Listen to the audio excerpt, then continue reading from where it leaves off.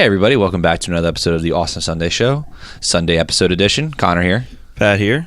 And Pat, so right now we've pretty much seen most of the comic book movies that have come out. Actually, all of them. Before we get to that, we're releasing this on Father's Day.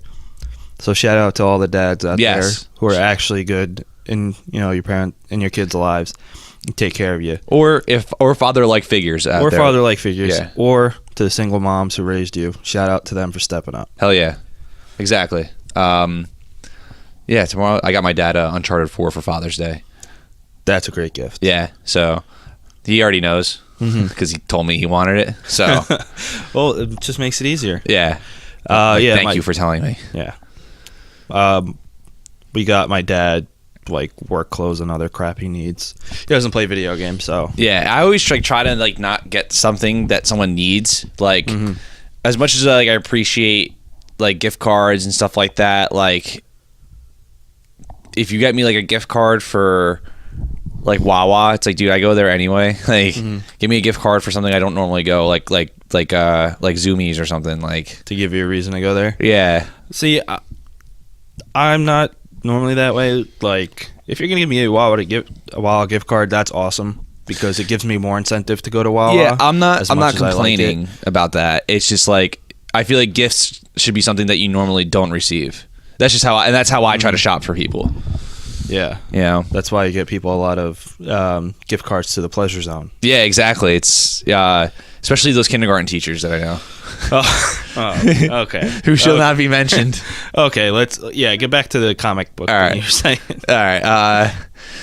If you don't live in Brick, Pleasure Zone's right across the street from Primary or George Warren H. Wolfe Elementary. It's called now. It was called Primary Learning Center when I was a kid. The Pleasure Zone is a sex toy shop. Yeah. So anyway, free advertising there. So speaking of Father's Day, we are going to be talking about a superhero who lost or was abandoned by his father and mother as a young child and raised by an aunt and uncle who taught him how to be humble and always do what's right. And that person is Spider-Man, who is one of my top 3 favorite superheroes ever. Yeah, I completely agree. He's one of my favorite ever, and one of the most popular in the world, after Batman and Superman. Yeah, I would say it's if you were to go just by who people know him as, or just by common knowledge, it would be Superman, Batman, or Batman, Superman, then Spider-Man. Yeah, he's certainly Marvel's most popular character. Yeah, I would say Iron Man is up there now, and Captain America. Yeah. Just because of the success of the Marvel movies. Mm-hmm. But they still can't top Spider-Man. No, I don't think they ever will, to be honest. In fact, I would even argue that there isn't really a number one spot. The number one spot is contained by 3 people, and that's Batman, Superman, and Spider-Man. Because I feel like most people just know them. My grandmother knows who Spider-Man is. Yeah. And she's never read a comic book in her life, except for the old Dennis the Menace English ones, from the 40s. So, but specifically, I wanted to talk about Spider-Man Homecoming. Yeah, the next Spider-Man movie that comes out in July of next year. Yeah, I'm pretty excited. And that's not too far away at all. No, it's a little over a year. A little over a year for a movie we didn't really... we knew there was one coming a couple of years ago. We just didn't know how far away it would be from Civil War. Right. So, I'm pretty excited. I'm pretty sure it's in pre-production right now. Yeah, it's in pre-production. They're still casting. Probably, rewriting the script. Scripts go through a bunch of rewrites. Oh yeah, absolutely. Edits. There's rough, how you did papers in high school and college. You got the rough drafts, and then if you did papers in high school and college. No, I was actually by the time I was a junior, senior, I was so good at doing it the first time because of how much I sucked the first time, for writing papers, to the point where I would just write a paper my senior year and get a 96 on it. Yeah, it was my first draft just because I was I always did it last minute, so I had to do it my first draft. Yeah. Oh, same here. But yeah, so it's doing that. They actually cast several people this week, so they're in pre-production. Getting, still finding the right pieces for whatever characters they're introducing, because we really don't know the exact roles of most of the people who have been cast. Especially a certain someone who I'm really excited is in the movie. Yes, me too. And that certain someone being Mr. Michael Keaton. Yeah, who is one of the greatest American actors out there. He's terrific. And, former Batman. Yeah. I still think the best live action Batman, in my opinion. For now, I think Ben Affleck has the potential to pass him. But as of right now, I agree. Yeah, as of right now, like I'm going to wait till the solo Batman movie, which I hope is phenomenal. Yes. Yeah, I want that to be great, especially because I think Ben Affleck is a great casting choice for Batman. Yes. But even his role is not, like, the most popular rumor is that he's going to be the Vulture. And he's going to be the main villain of the movie. And, like, he'll have an assistant, this isn't confirmed, but called the Tinkerer, who's going to, like, make his suit and armor and his gear and stuff. But that's still unconfirmed. There's a chance that I'm holding out on that he could be Norman Osborn, but not be the main villain just yet. I would rather him be Vulture. Mm-hmm. I just think that's fitting, actually. Like after like Batman, then he did Birdman, which was an excellent movie, and then now he's like just like playing the Vulture. It's just kind of like, it's just like there's just coincidence to coincidence. You just want him to be flying characters. Yeah, I think it's cool. But I think realistically, he probably will be Norman Osborn, even though that's not the most popular rumor. Yeah, I just think because when you have someone like Michael Keaton, who is one of the most recognizable American actors too, outside the United States, you're gonna want to keep him in a series for just business wise, and like you want profit, like you want Michael Keaton to be attached to as many movies as possible. Even though, like me personally as a fan, I'd rather him be the Vulture. I think he's perfect for that role. If I were Kevin Feige or a producer, I would say let's try to get him, because of how versatile he is and like how great of an actor he is. Let's try to get him as many movies as possible. Right. I could be wrong though. They say, hey, Lo, you're Vulture, and they might have someone else playing to be Norman Osborn. Yeah, I mean it could be. I just think he'd be a great Norman Osborn, especially like Thunderbolts era Norman Osborn. Mm-hmm. And if he is Norman Osborn, and as we know that Robert Downey Jr. is going to be in this movie as Tony Stark, as like a, kind of like is giving him advice, mentoring him, to see RDJ and Michael Keaton playing conflicting mentors. Right. Trying to pull him in one direction over the other. That's why I think it's the better choice for Norman Osborn. Or I'm sorry, I think it's the better business choice for Norman Osborn. Right. But like, I know that makes perfect sense. I don't know. I just think he would be better as the Vulture. Mm-hmm. But yeah, I think you're right. Realistically, he's probably going to be Norman Osborn. If that does end up being right, I'm going to be very proud, because right now, it's, as of right now, given what everybody's saying, that he's probably going to be the Vulture, even though, I like my idea better. Okay, Marvel, you can use it. Just give me a shout out in the credits. That's all. The credit Awesome Sunday Show, not Pat McNellis. That'd be so funny. That'd be fine too. I'll accept that. All right, because I'll just take the Awesome credit. Sunday Show. Bullshit. We are the Awesome Sunday Show. I'm the Awesome Sunday Show. All right. I put the Awesome in Awesome Sunday Show. All right. I put the ass in it because I thought of the name. That you did. So let's go through the cast a little bit more. Like I said, Robert Downey Jr. is going to be in it. Don't know how much. Probably not the amount that he was in Civil War. I would say it's probably a third of that, maybe. Yeah. Like probably 20 to 30 minutes max. But sporadically throughout the movie. I think he's going to have a prominent role, even though it's not going to be in that much. Like, I could see Spider-Man having to save Tony Stark for whatever reason. I think Peter's going to walk in on Tony and Aunt May, as he calls her, Aunt Hottie. Yeah. Which, dude, getting into it. I'm not even kidding. Civil War, as much as I love Scarlett Johansson and what's her face? Elizabeth Olsen. As beautiful as they are, I was like, damn, Marissa Tomei still has it. She looks very good for her age. Excellent for her age. Yeah, she's aged very, very well. And like I thought when I saw The Wrestler, I was like, okay, like she still looks really good. Like she could still play that role in The Wrestler, I think. Yeah, she's only 52, but yeah, she's yeah, quite an attractive older lady, I would say. I think so too.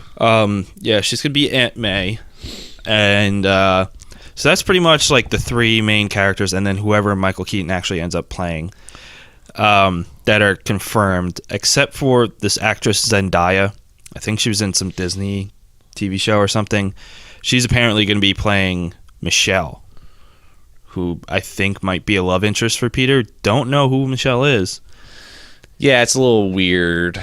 Well, let's also take it with a grain of salt because a lot of times you might see casting as, oh, this person plays Michelle, but they really play like a placeholder name. Yeah, they play Gwen Stacy or Mary J. Watson. I'd be surprised if she was either of those. Like, to be honest.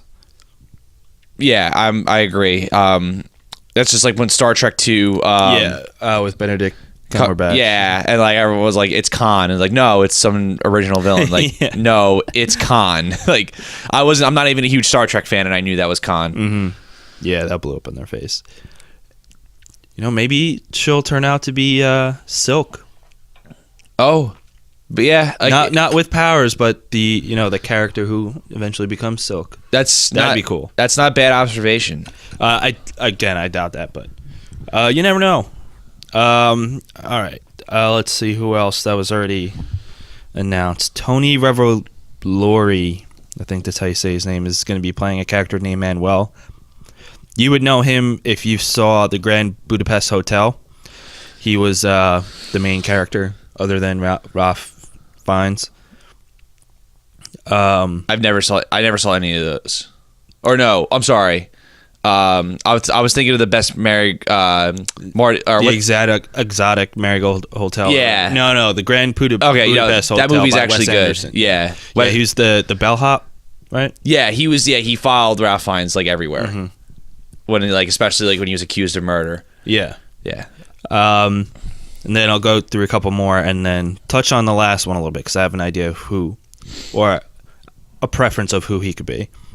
Laura Harrier, unnamed. Kenneth Choi is supposed to be the principal of the school. And Kenneth Choi was one of the Howling Commandos in the first Captain America movie.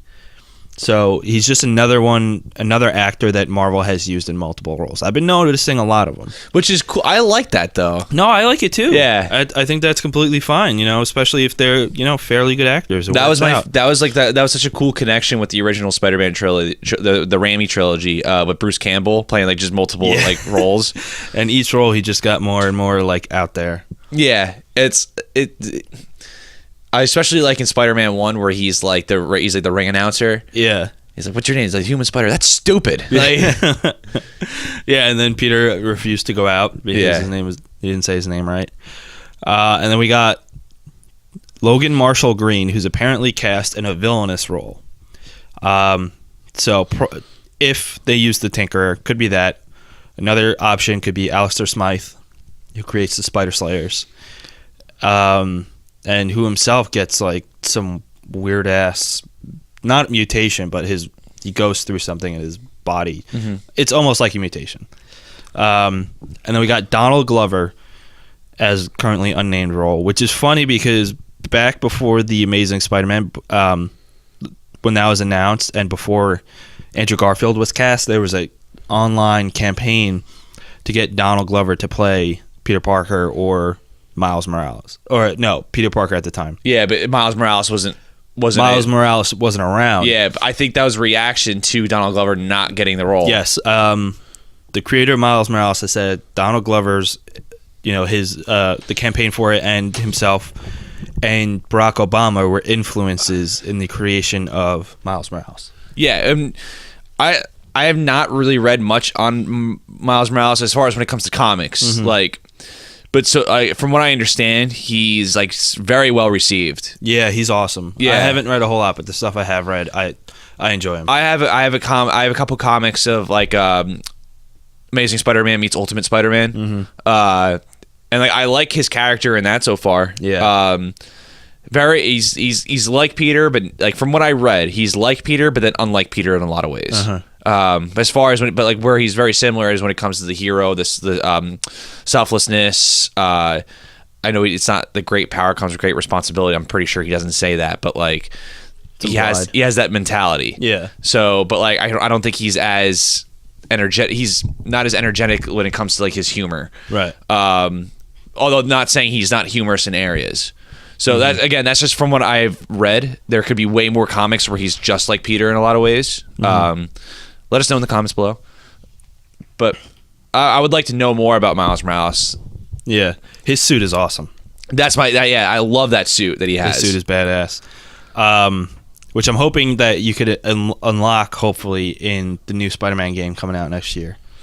I think that'd be sweet. I cannot wait. Thank you, Insomniac. Yeah, that's a game I've been waiting for, and I think that like I know when we were talking about E3 with Bill, like we were kind of like on the fence about it.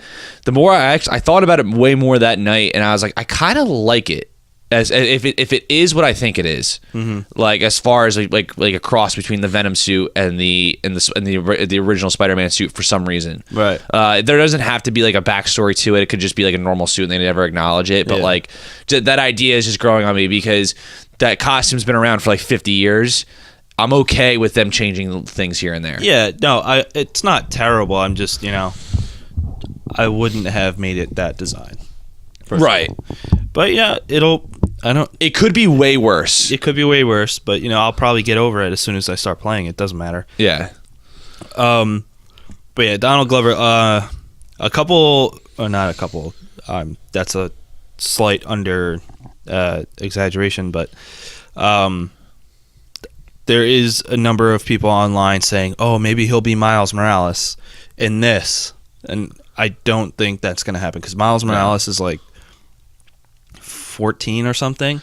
Oh, I'm pretty sure he's like 13, 12, or like he's like really young. He might be 14. He's young teenager. But I don't think that there's any chance he's going to be Miles Morales in this, especially because not just because of how young Miles Morales is currently in the comics, but eventually they're going to have to stop using Peter Parker for a while. So I think they're going to save Miles Morales for down the line. Yeah, down the road. Don Glover's too old for him. Yeah, he's probably 20 years older than like what Andrew Miles Garfield Morales was already pushing it with the start. Like as good as I thought as he was as Peter Parker, it's just unfortunate that like he was like the first movie I like, but the Amazing Spider-Man 2, it's just unfortunate he was in that crappy movie. Because I thought he was a great Peter Parker, but he looked like you can tell by the second one, like, all right, he's not 19 or 20 years old. See, I think he looked closer to that age than Tobey Maguire ever did. Really, I kind of feel the opposite. I think by Spider-Man 1, I guess it's because Tobey Maguire like convinced me otherwise. But like I believed him more as a high schooler than Andrew Garfield. Yeah, even though Andrew Garfield was the better choice, I just think Tobey Maguire looked younger at the time. Whereas like Andrew Garfield was like, I can tell this guy's like 25, 30 or whatever. Like, yeah, I did not feel the opposite with that, but whatever. Yeah, they're both well and gone now. So I really don't expect it to be Miles Morales, and I think it would be foolish for Marvel to do that. I think they're much smarter than that. That eventually, because well, they did screw up Mandarin, but they also they did pretty much apologize for that too. So yes, the real Mandarin's still out there. Mandarin. Let's see, 2020. Maybe we'll see. Hopefully. Maybe in a Doctor Strange movie. That'd be cool. I wouldn't mind that. That would work. Yeah. But yeah, so I don't expect Miles Morales because eventually people are gonna want to see another Spider-Man than Peter Parker. Yeah, it's like people like our parents or like who go see these movies or like who aren't like huge in the comics. To them, like to us, like I can see me personally, I can see Peter Parker any day. That's fine. Yeah, no, I could too. But like to the people that actually like to the reason why these movies actually make money, the general public who like don't know as much, because that's really where the money comes from is the general public. Like how often can you entice them with the same character? Yeah, with a different actor every few years. I mean, I guess James Bond's been doing that though for like 50 something years. Yeah, but I don't know. It's kind of different because usually, I don't know. They also don't revamp. Like, well, actually, that's like Casino Royale was the reboot. Mm-hmm. So like, and that was like 40 something years after the first one. So I guess they don't do an origin story every time with James Bond. In fact, the origin story was literally like the last movie that came out. So I guess there is a difference there, but with comics, yeah, there's already been 2 origin stories with Spider-Man. I don't know. I'm glad in this one they're not doing an origin story. That's very important, and I think that's a great idea. Yeah, because everybody knows the story already. Yeah. Maybe DC should have took that, hint when they showed Batman's origin story again. Oh, the billionth time. You know what sucks too is that, but it's okay because it paid off with Martha. Yeah, it did pay off with Martha. It sucks too because that scene was shot beautifully. It just legit, like logically, was ridiculous and stupid. Yeah, it didn't pay off the way Zack Snyder thought it would. I was like, wow, this looks great, but this scene sucks. Like, yeah, and I know how important Batman's parents are to his to how he is as a person. I get that, but I don't need to see them die every fucking movie. Yeah. I'm surprised there's not like action figures of them dying. Like, but let's not get back into talking trash about Batman versus Superman. I think we've done that like 10 times on the podcast. Just like probably totally more, distracted from what we're talking about to talk about how shitty Batman versus Superman is. But Spider-Man: Homecoming will not have an origin story. They're skipping that. We won't see Uncle Ben die. I hope there's not like flashbacks, but they acknowledge it though. Like, like they kind of acknowledged it in Civil War. He touched upon it a little bit. Oh yeah, good point. They will probably talk about it a little bit in Homecoming, and you'll like see pictures of him all over, I'm sure. Yeah. I just wonder who is going to be him in the pictures. Yeah, and then the other one was recently cast just yesterday or the day before, who's still unannounced, Martin Starr, who you may know from Freaks and Geeks, Knocked Up, might have been in Forgetting Sarah. I don't think he was in Forgetting Sarah Marshall. He's been in several Judd Apatow things. He was in. He's currently on Silicon Valley as Guilfoyle. Favorite, this guy. I love Martin Starr. I think anything he's in, he's great. He's hysterical, and so I'm really curious who he's going to be. I can see him more as an Alistair Smythe character. I could see him fit in that.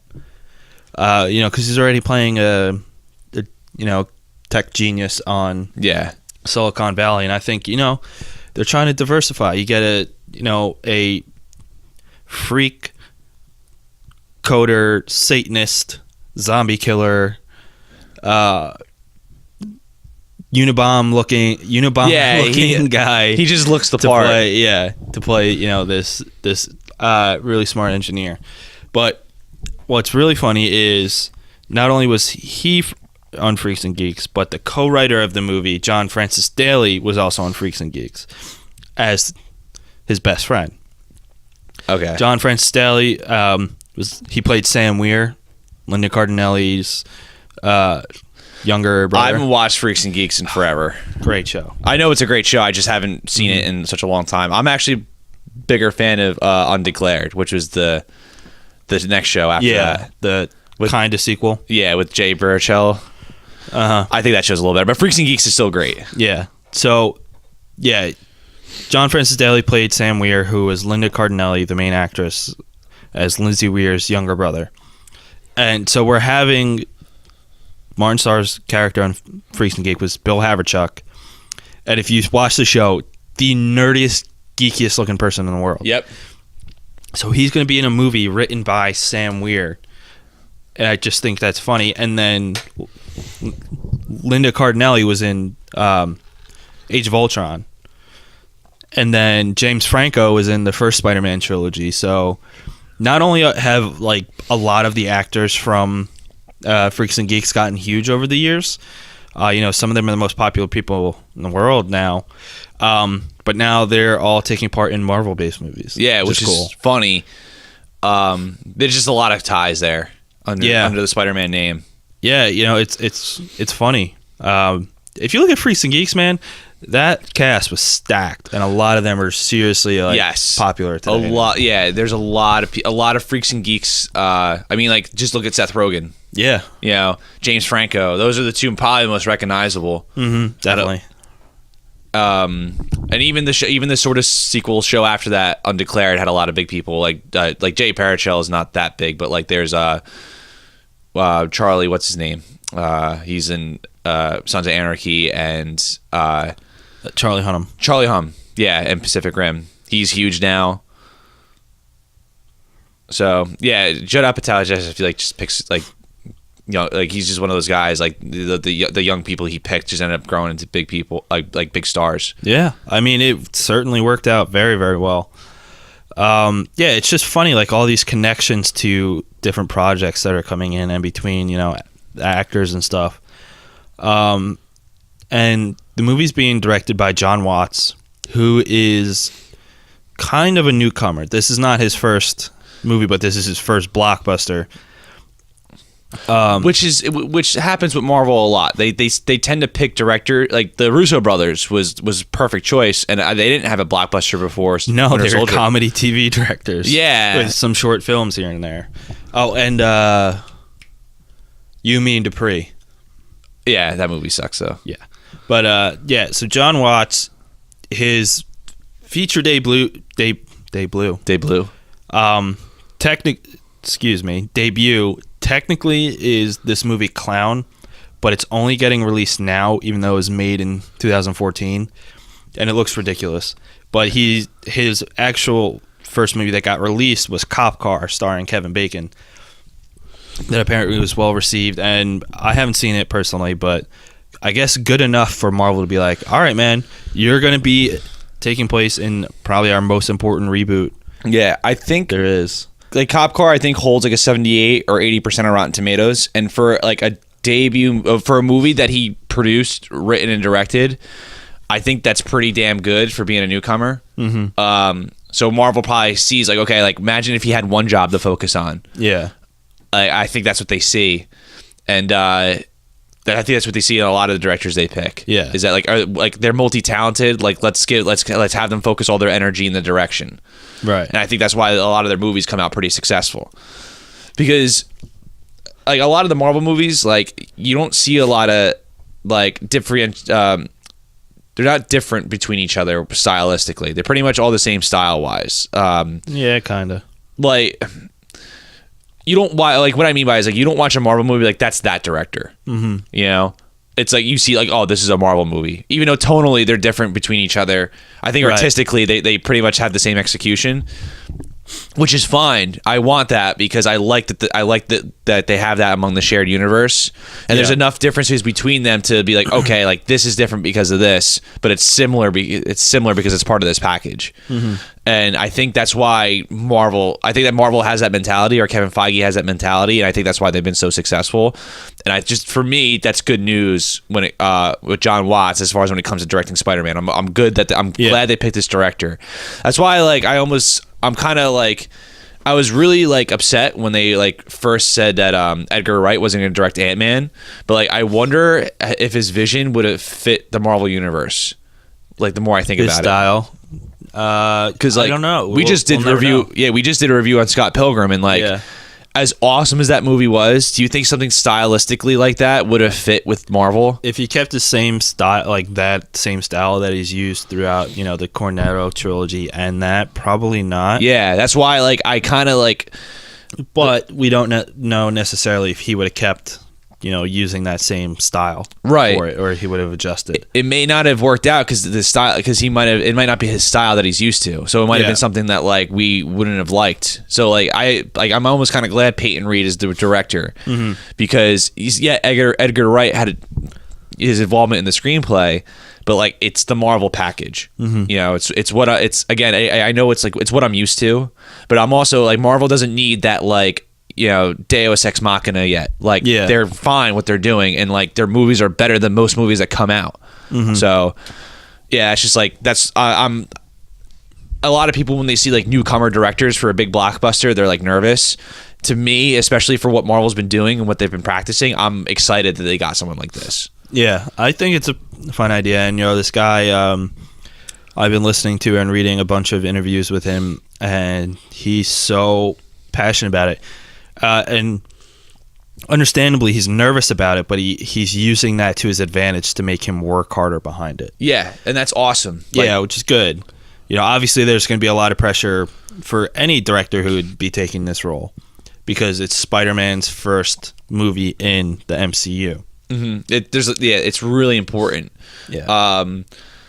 I know, like, when Sam Raimi was, by the time he got to Spider-Man 3, he was almost too comfortable with it, especially because of the creative choices in Spider-Man 3. Even though Mark Webb, I like those choices were not all his. That was forced upon him by Sony. Really? Venom was completely forced upon him. That I knew was forced upon him. I'm talking about like the emo dancing. I think he did that to spite Sony. See, that's what I've heard. Mixed things about that. I've heard that it was a creative decision for comedy, but then I've heard that it was spite.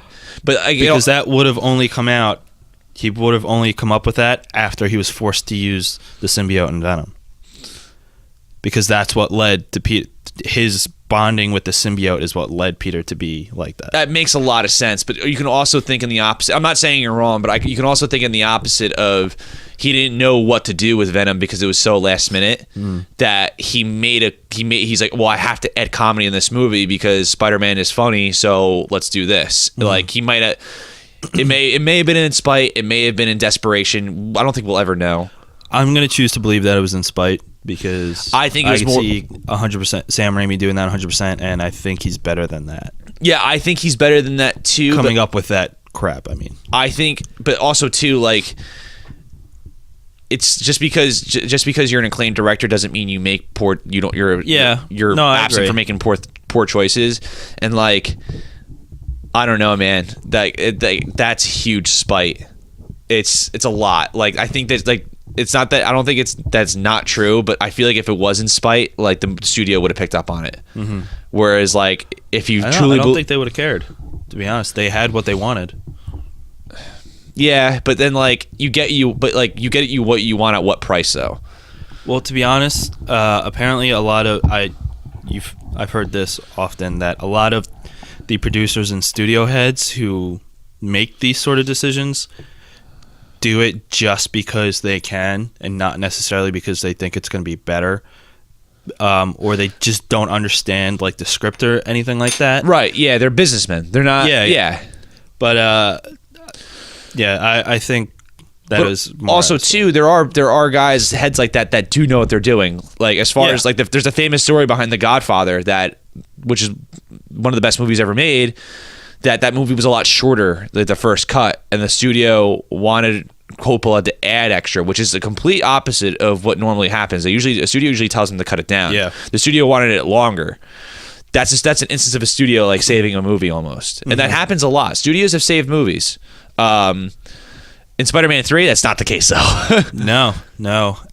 And then, Sony didn't learn their lesson for The Amazing Spider-Man 2. So, or that also could have been Mark Webb, but I think that it was also part of Sony, because, if you looked at that their email leak, there were some questionable things being thrown around. Oh, the Aunt May solo movie? Yeah, when she was going to be a Cold War spy. Jesus Christ. Dumb. Yeah, so dumb. But, now that Marvel's in full control of Spider-Man, even though they don't own him, I think it's going to turn out pretty well. Oh, yeah. I'm really excited for this movie. And especially because Tom Holland is fucking perfect. Oh, he was for Peter Parker. Awesome. And, like, it was literally the best Peter Parker I ever seen on screen. Yeah. Like, for, like, the 20 minutes he was on, I was sold instantly. He killed it because he was literally like Peter Parker in the comics. When you read those original, like, written by Stan Lee, he is nervous and awkward 100% in the comics, and then when he's Spider-Man, that's where his confidence really shines. Yeah, and he's very talkative and always cracking jokes, and like as Peter gets older, you can see how like naive he is and stuff. Yeah, and as Peter gets older, the Spider-Man confidence slowly comes out when he's not in costume or not Spider-Man, and then he becomes a tech billionaire. Yeah. There's some questionable Spider-Man stuff too in the comics, but like when he makes a deal with the devil. That was a bad idea. Well, when he revealed his identity in Civil War, that was hugely controversial. I actually kind of like that idea because it made for a lot of drama. No, I think it was. I understand why they did it, but then to reverse that with the deal with the Dormammu, I thought was honestly absolutely ridiculous. Was it Dormammu or was it? I think it was Dormammu. Or some other devil-like figure. Yeah, it was. I think it was the guy that like Ghost Rider's villain. Mephisto? Yeah, I think it was Mephisto. I don't remember. Yeah, it was one of the. There's so many. It was so dumb like, that I didn't even care. Yeah, yeah, I thought it was ridiculous. Yeah. And then like everyone forgets that he's Peter, like Spider-Man's Peter Parker. Yeah, yeah, and it cost him his marriage. Or they could have just like, I don't know, rebooted it. He did it because it caught. As a result of like people learning his identity, they took it out on Aunt May, and I think they killed her. Right? I don't remember.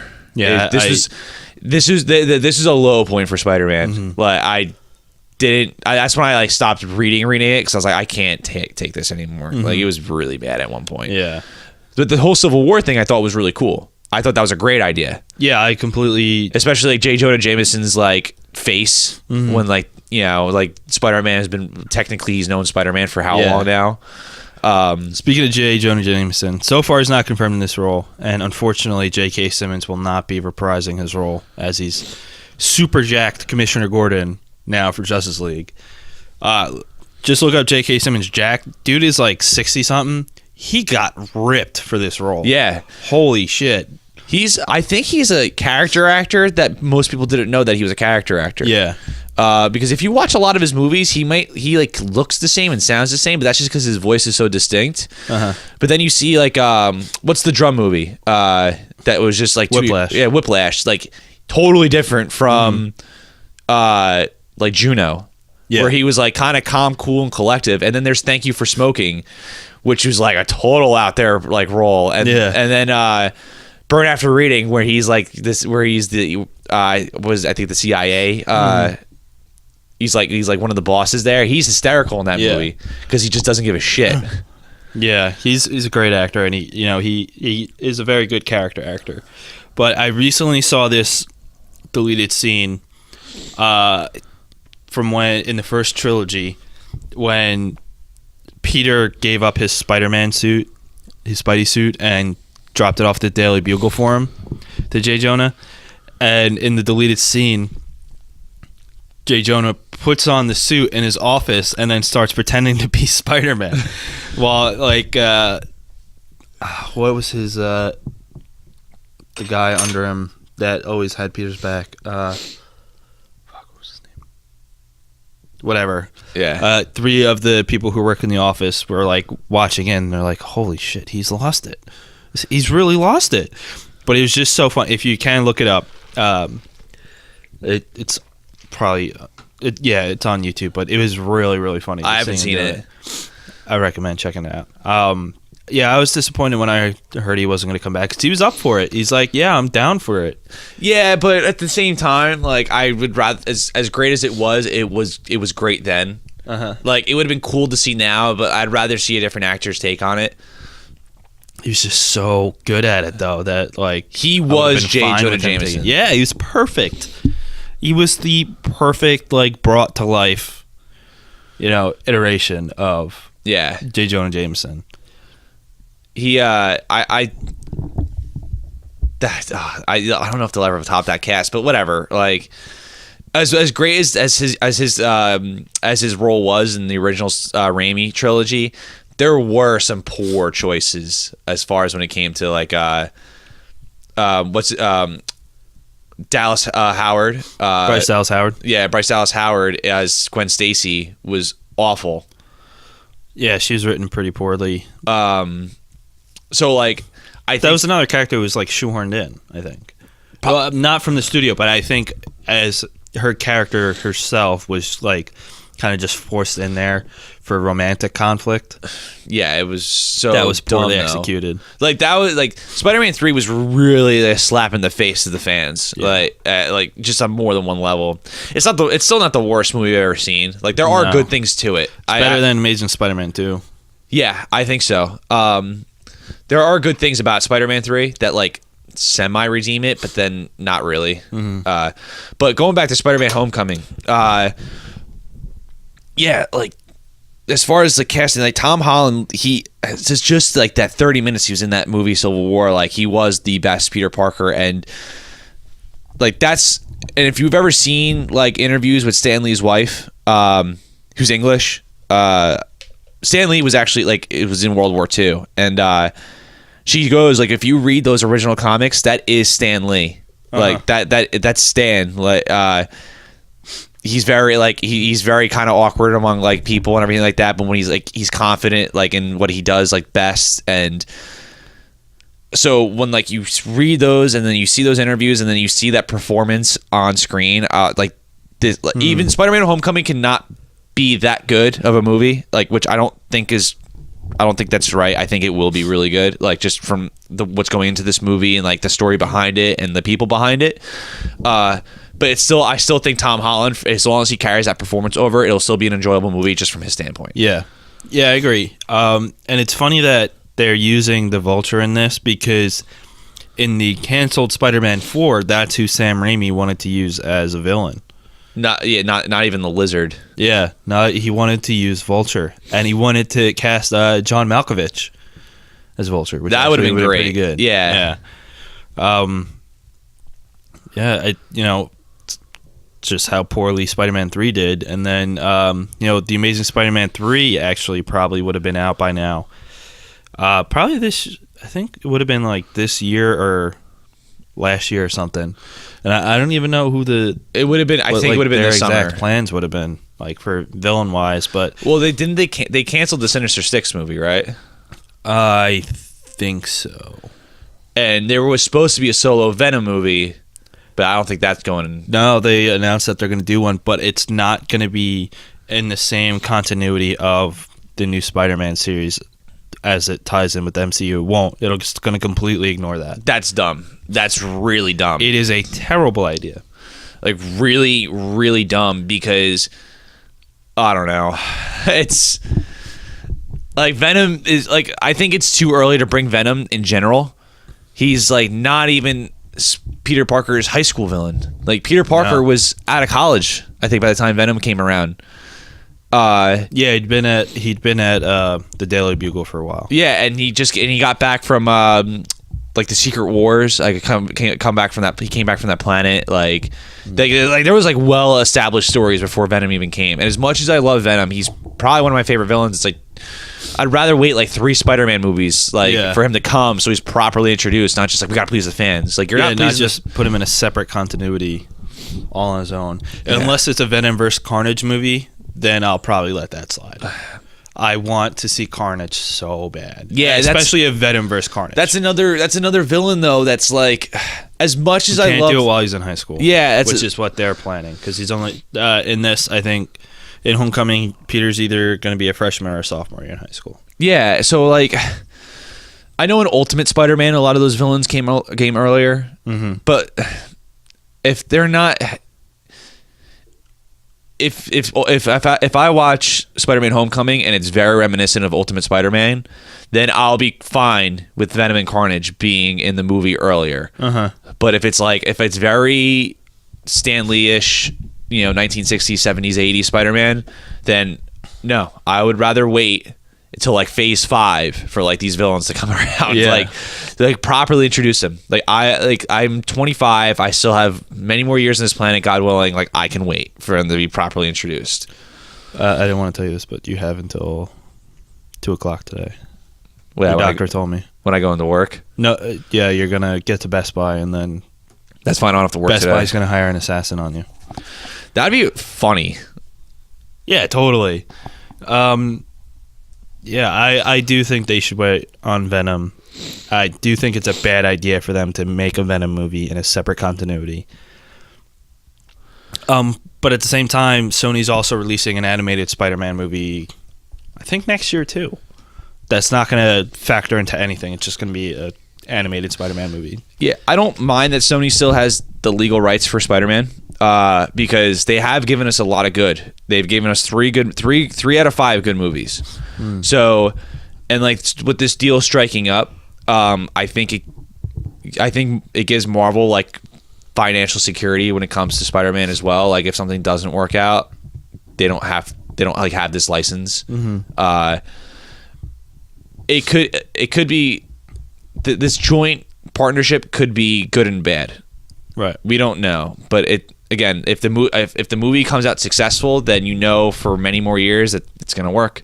You know, it all rides in this movie. This is why I feel bad for John Watts, just because it's more than just pleasing the fans. It's like making sure Spider-Man is in the right place for a very long time. Yeah, you have to make this huge, business deal worth it. Yeah. You have to put it to good use, and you have to make sure it's successful. Yeah, that's so much pressure. Yeah. That is so much pressure. Yeah, I do feel bad for him a little bit, but at the same time, he's directing a Spider-Man movie, and I'm very, very jealous of that. Yeah, I wish that was me directing I feel like I could direct a really good Spider-Man movie. I would never see a Spider-Man movie you would direct because it'd just be terrible. Yeah, right. I would make it so good. I would make the opening scene Spider-Man just beating your face into the concrete. It would be worth it to be in a Spider-Man movie. I'd find a stunt double that looked just like you, and then just like make the makeup, and like the first line would be like, Connor can't make a good Spider-Man movie, and Spider-Man just comes and just like instead of beating your face to the concrete, he would web your nostrils and mouth so you couldn't breathe, and then your eyeballs, and like we would just watch you walk around New York City like blind and can't breathe. Wow, so you really planned out this murder? Yeah. Okay. Just because I can direct a good Spider-Man movie. Guys, if I die anytime soon under suspicious circumstances, you know who to interrogate first. Yeah, like artificial web, like blinding you and stopping you from breathing. Doesn't necessarily. You can still, blind me and stop me from breathing. Not necessarily with artificial web, but, just, guys, just keep if that someone in mind. fast forward the podcast up to this point, they wouldn't know we're talking about Spider-Man. Right. That'd be weird. I don't know why you would do that, because you want to listen to us. You want to get the whole experience of our chats. Yeah, exactly. Yeah, so that covers there's really not a lot that we know to this movie at all right now. But once we find out more, you'll obviously hear it from us first. Yeah. So I'm really excited for Spider-Man. Spider-Man was the first superhero that really got me into comics. Me too. I think he was because he had just because of his appeal to younger audiences. Spider-Man to me is actually the perfect comic book character because he really appeals to everybody. He has stories that are really dark and brooding for like people that are looking for that, and then stories that are lighthearted and cheerful that like really draw in younger comic book readers. But where the story lies, it's great on either end because of Peter Parker being such a great and well-written character. Not saying he hasn't had duds, especially recently, but again, that's every comic book character. Yeah. Even Batman has bad stories. Yeah, fortunately. So that's why I'm really excited for Spider-Man, just because it's awesome. It's awesome. It's a great time to be a Marvel fan. Fortunately, I can't say the same for DC, but I really hope that turns around. Well, kind of, with the Flash. Yeah, but that's like the only TV show. The TV show, yeah. That's like the only thing live action now that I think DC fans kind of can hold. Legends of Tomorrow's hit or miss. Arrow, I haven't really watched it, but I know you're a huge fan. And then you hate it. Was a huge fan. And that bombed out. Suicide Squad, I'm not really like too keen on right now. Really? The most recent trailer is kind of like, I loved it when I first saw it, and the more I watch it, I'm like, so far with DC movies, and it's even with like, and it even happened with the Chris Nolan movies. And as much as I love the Christopher Nolan trilogy, I think because like that's really what brought like comic book movies to the map was the Dark Knight trilogy. Well, yeah, Batman Begins was a huge reason that comic book movies have become, other than the Spider-Man movies, but like Batman Begins kind of changed the game. Yeah, and then Dark Knight Returns set the rules. Oh, I'm sorry, Dark Knight set the rules for it. Yeah, as far as like, all right, like it has to be quality, and I love it, and I love Nolan for that. But like the DC movies, I've always had an issue with ensembles as far as like focusing on more than one character.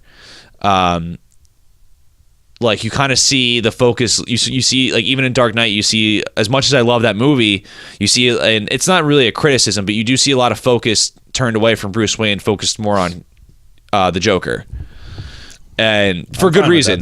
What's up? I'm fine with that. I'm fine with that, but then but it also, you can see with the DC movies is that they have, and you totally see it with Batman versus Superman. They have a hard time focusing on more than one character.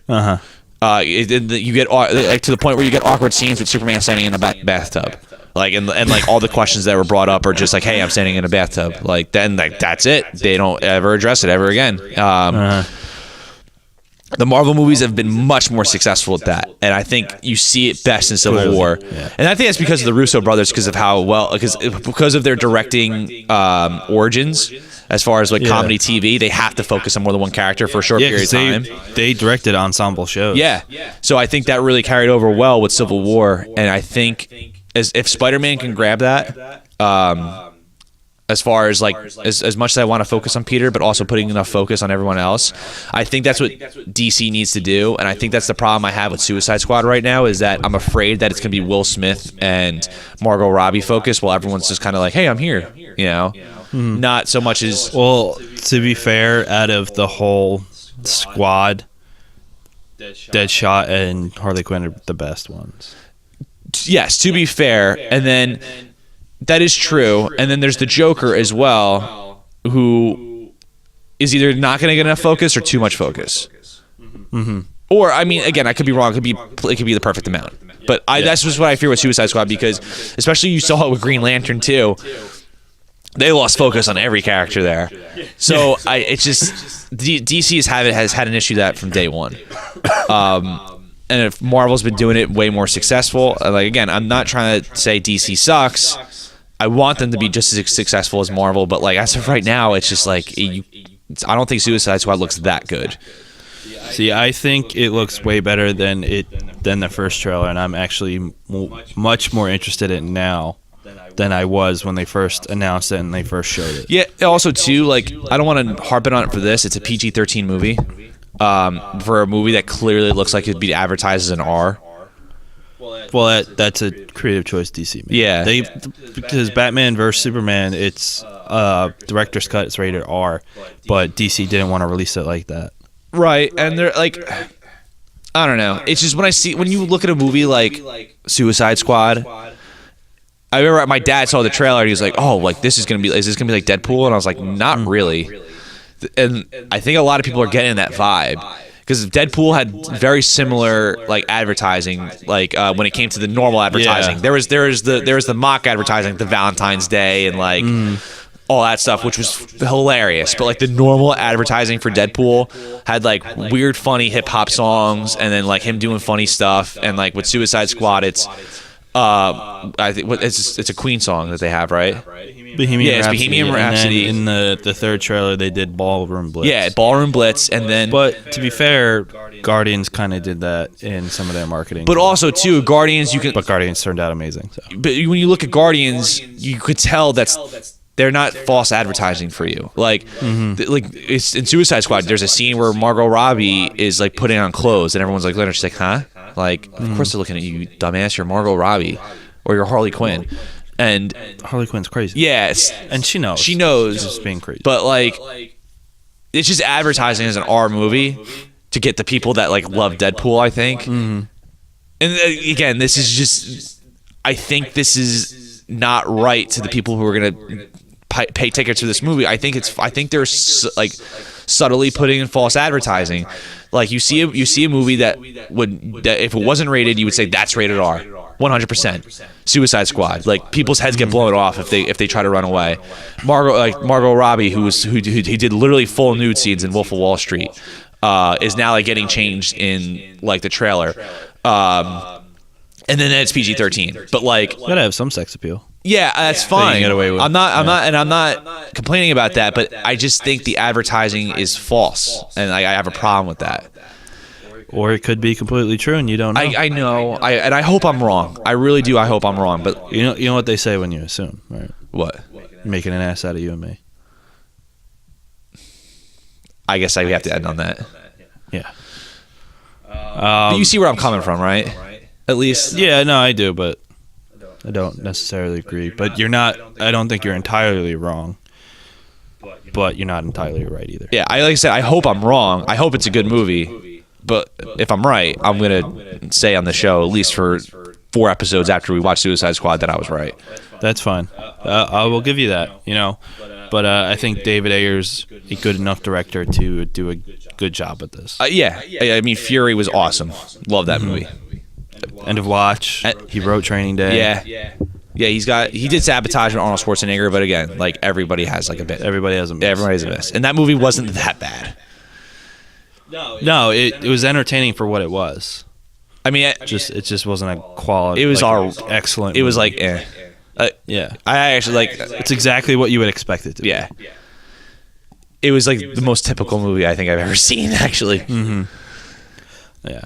Anyway, yes, you will hear more about Spider-Man: Homecoming as more information comes out.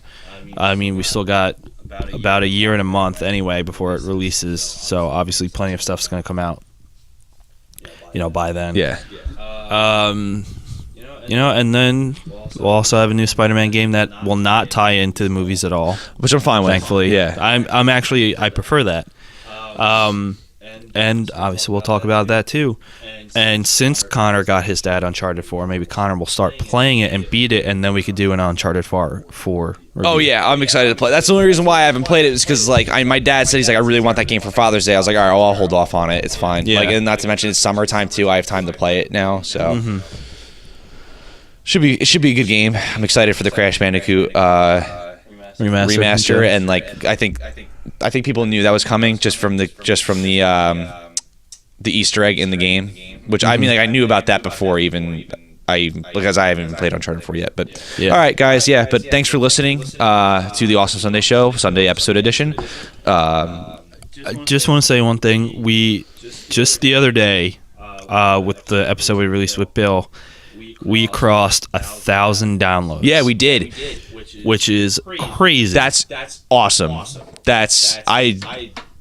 you texted me that, I was at work and I didn't see the text till later, and then I actually saw your Facebook post first, and I was like, "Whoa, holy shit, that's really good. That's 4 digits."